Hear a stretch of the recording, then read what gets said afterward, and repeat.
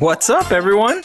Dan here, aka Beware the Average Gamer, and boy do I have a treat for you this week. Before we kick things off, I just wanted to say thank you so much. My channel just recently reached 1,000 subscribers, which is what I've been going for ever since I started this channel. So from the very bottom of my heart, thank you to all of you who watch and support me. On another note, I was going to make a Nickelodeon All-Star Brawl montage this week, but...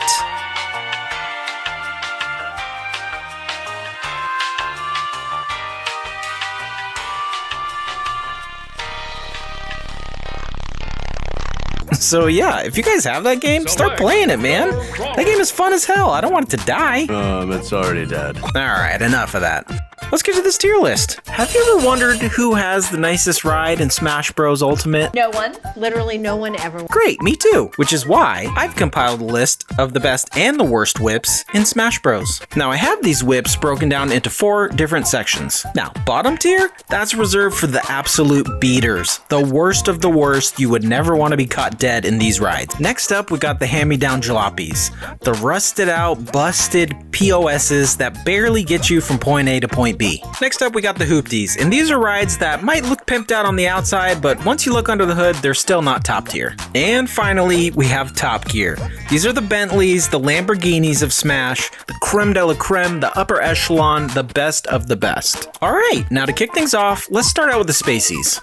We got Fox and Falco both with R-Wings, and we got Wolf with Wolfin, which is a dumb name. Now, Fox and Falco both riding in the same whip means that it's gonna have the same damage output, but there is one main difference. Falco hits you with the raw shit, while Fox hits you with this cringe BS.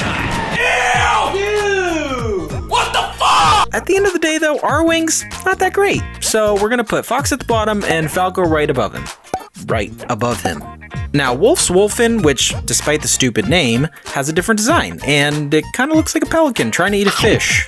But it does give you an extra 5% damage whenever you hit someone with it, which, when you put it all together, adds up to a pretty lame ride, but still right above Falco. Next up, we got Pit's Lightning Chariot, and speaking of names, that one will get you laid for sure. I mean, picture it. You see someone hot at the bar, you introduce yourself, you tell them you have a Geo Metro, you're definitely going home alone. But if you ask them to get in the Lightning Chariot, ready when you are. Let's just say you're getting into Palutena's temple. Not to mention, look at this thing. So majestic. Which makes Pit's Lightning Chariot our first entry into top gear. Alright, next up we have Css's Gunship, and in addition to not being very strong, it looks dumb as hell. It doesn't even look like a spaceship. It looks more like a frisbee that some burned out hippie would be throwing around on campus. Not to mention the fact that it makes a cameo getting blown up in Ridley's Final Smash. So we're gonna put Css's Gunship right at the bottom of Hand-Me-Down Jalopy. Now, if you're looking for a decent spaceship, look no further than Olimar's Hocotate rocket. Just look at all the damage it does. I mean, that's like 10 times 10, carry the 1, divided by bullshit for some reason. Math! Now that's a lot of damage! Not to mention, this thing packs such a punch, they made it into an assist trophy. At the end of the day, though, it just doesn't have that intangible quality to push it up to top gear. So, Hocotate rocket, hoopty. Okay, now that we've got all the final smashes out of the way, let's move on to some of the other characters, like Villagers, Lloyd Rocket. Now, we all know Villager and Lloyd Rocket go together like peanut butter and jelly. You're the best friend ever. And when things are working, it can be a beautiful friendship. You know, Lloyd Rocket is a ride or die. But I mean that literally, because when things aren't going well, you literally die. Betrayal. Which is why I gotta put Villager's Lloyd Rocket right behind Olimar. Next up, let's take a look at K-Rool's Propeller Pack. We all know that the Kremlin Commander's copter is tons of fun when it comes to memeing your friends and killing off the top. First take off. But what's not fun is actually trying to recover with it, because let's be honest, it's not that great. Dude! I'm gonna report you. Let me go! Alright, you're being banned.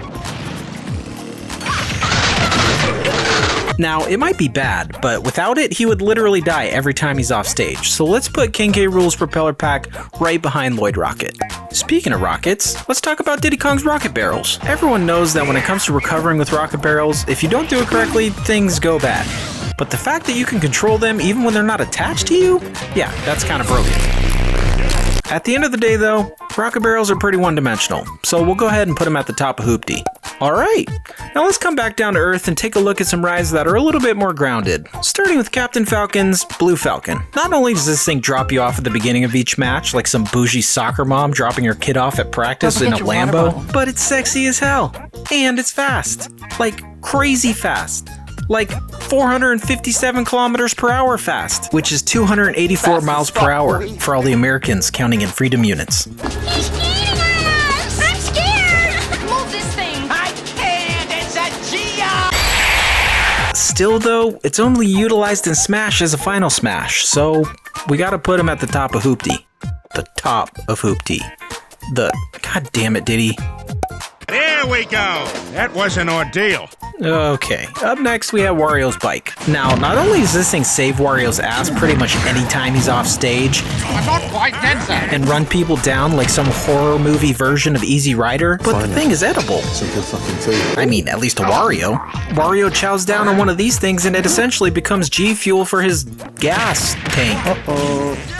Stinky. Which puts Wario's bike up in top gear. Okay, who do we have next? Oh boy.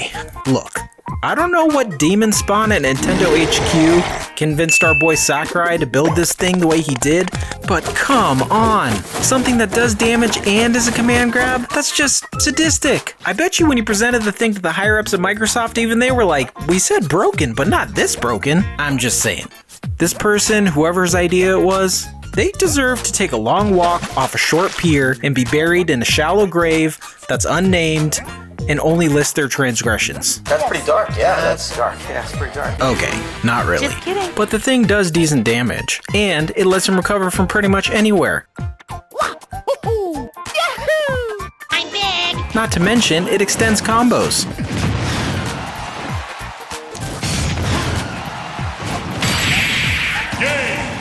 Which makes Steve's minecart the new leader, the new leader of Top Gear. All right, it looks like we're coming to the end, so let's go over the best and the worst. Starting with Bowser Jr.'s clown car. Now, this thing is the slap chop of Smash rides.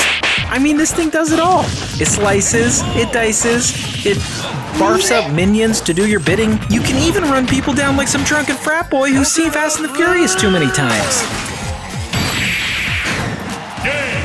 And, as if that wasn't enough, the thing comes with an eject button. So if you happen to find yourself off stage next to your opponent, just go ahead and hit that baby. They'll die and you'll go floating back to safety. Put it all together and it's no contest. Bowser Jr.'s Clown Car is the best ride in Smash Ultimate. But for every winner, there is a loser. So for the worst ride in Smash, the absolute most terrible one, it could only be one thing. And that's Lilac Cruise. F*** Lilac Cruise. Eat a dick.